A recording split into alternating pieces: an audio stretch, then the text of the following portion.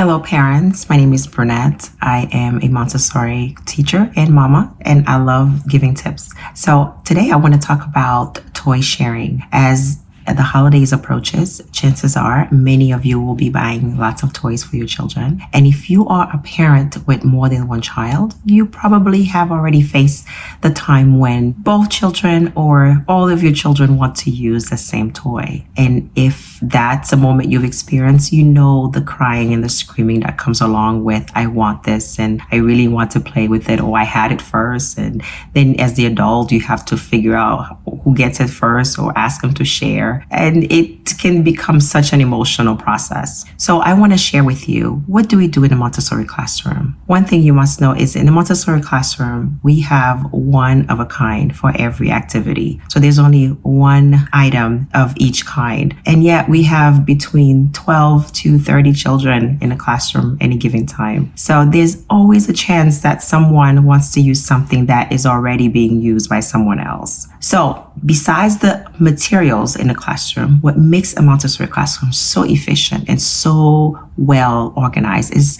the language that we use. The language that we use goes a long way. So for instance, if a child wants to use an activity that is already being used by someone else, we simply say, this activity is not available. Let's say, for example, we have a 2-year-old classroom, toddlers, and Johnny's using a puzzle, but Jane really wants to use it, and Jane wants to go and get it. We say, well, Johnny's using the puzzle is not available. And if the child is so as young as a toddler, it will take us as an adult to redirect the child to something else. So that's step 2. Step 1, we let them know this is not available. Step 2 is to redirect them to something else that is available. So we might say to Jane, the puzzle isn't available because Jack is using it. Let's go see what else you can find. So we would go either to a shelf or another area of the classroom and point out the things that are available and allow the child to make a choice. If this is an older child that is a little bit more capable, then you might say to them, well, this is not available. I wonder what else you can find that is available. Why don't you go find it and come and show me? That way you give them a sense of power, a sense of control, and realizing that sometimes things are not available and that's okay. But as parents at home, don't just use this language when it comes to negotiation between toys or activities. Make it an everyday practice because, as you know, the more we use the language around children, the more they are absorbing it. And children are very interested in mimicking adults. So, for example, make it a practice to use this language between you and another adult, whether it's your spouse or grandma or other people that you communicate with. For example, let's say you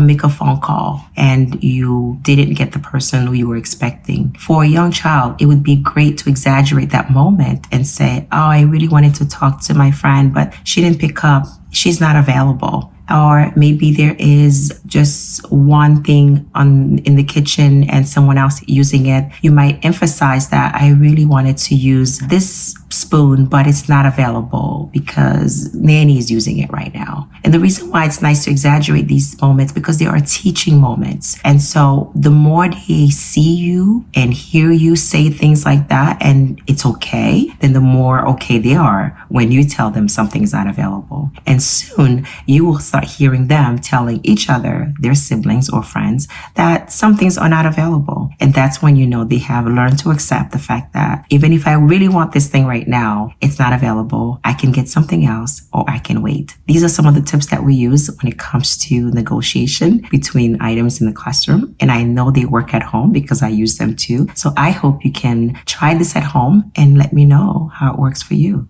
Thank you for watching. The insights shared in this video are grounded in the Montessori philosophy established by Dr. Maria Montessori, the right philosophy pioneered by Magda Gerber, and my extensive experience both in the classroom and at home with my own children. I hope you found this information valuable and insightful. Don't forget to like, share, and subscribe for more content.